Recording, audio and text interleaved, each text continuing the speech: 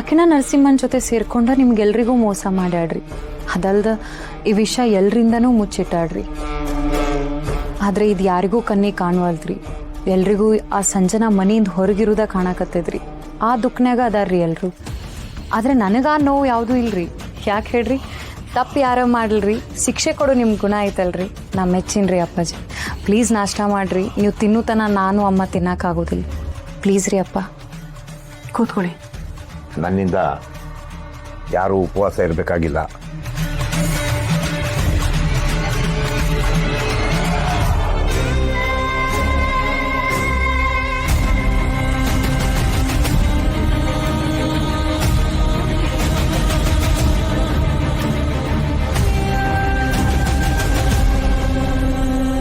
ಅಂಬುಜಾ ಮತ್ತೆ ಇನ್ನೊಬ್ರು ಗೆಸ್ಟ್ ಇದ್ರಲ್ಲ ಅವರಲ್ಲಿ.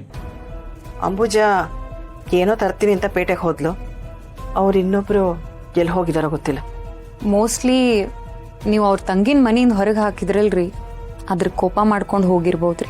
ಯಾರೋ ಕೋಪ ಮಾಡ್ಕೋತಾರೆ ಅಂತ ನಮ್ಮ ನಿರ್ಧಾರಗಳನ್ನೆಲ್ಲ ಬದಲಾಯಿಸೋದಕ್ಕಾಗಲ್ಲ. ಅಯ್ಯೋ, ಗಮನ ಎಲ್ಲಿದೆ ನಿನಗೆ? ಅದು ಸಂಜನಾ. ನೋಡೋ, ನನಗಿಷ್ಟ ಇಲ್ದವ್ರ ಹೆಸರಿರ್ತದೆ, ನನಗಾಗಲ್ಲ. ಹಾಗೇನಾದ್ರು ಪದೇ ಪದೇ ಮಾಡಿದ್ರೆ, ಈಗ ನಿನ್ ಜೊತೆ ಮಾತಾಡ್ತಾ ಇದ್ದೀನಲ್ಲ, ಇದೇ ಕೊನೆ ಅನ್ಕೊಂಡ್ಬಿಡು.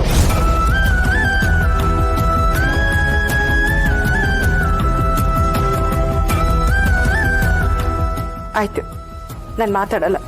ನೀವು ತಿಂಡಿತೀನಿ. ಅಮ್ಮ, ದಯವಿಟ್ಟು ನೀವು ಅಳಕ್ಕೆ ಹೋಗ್ಬೇಡ್ರಿ. ಈ ಮನ್ಯಾಗ ಎಲ್ರಿಗಿಂತ ಕಷ್ಟಪಡೋದ ಅಪ್ಪಾಜಿನ ಅಲ್ರಿ. ನರಸಿಂಹ ಆಗಿರ್ಲಿ ಅಥವಾ ಸಂಜನಾ ಅಪ್ಪಾಜಿಗೆ ಇಷ್ಟೊಂದು ಕಾಳಜಿ ಮಾಡ್ತಿದ್ರಂದ್ರ ಅವ್ರು ಹಿಂಗೆ ಮೋಸನೂ ಮಾಡ್ತಿದ್ದಿಲ್ಲ, ವಿಷನೂ ಮುಚ್ಚಿಡ್ತಿದ್ದಿಲ್ರಿ. ಅವ್ರು ಮಾಡಿದ್ದ ಅಪ್ಪಾಜಿ ನಂಬಿಕೆಗೆ ದ್ರೋಹ ಅಲ್ಲೇನ್ರಿ? ಅಲ್ಲಮ್ಮ, ನೀನು ಇವ್ರ ಪರ ವಹಿಸ್ಕೊಂಡು ನರಸಿಂಹನ್ನು ಸಂಜನನ್ನು ಅಪರಾಧಿ ಸ್ಥಾನದಲ್ಲಿ ನಿಲ್ಲಿಸ್ತಿದ್ಯಲ್ಲ.